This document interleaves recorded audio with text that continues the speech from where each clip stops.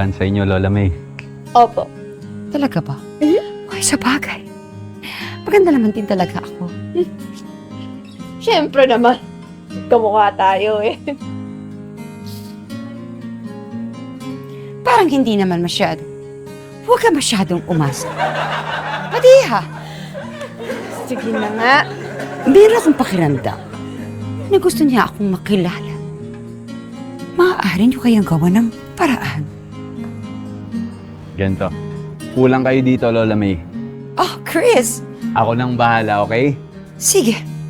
Kunyari nakaupo lang ako dito. Hindi ko alam na nandito siya nakatingin.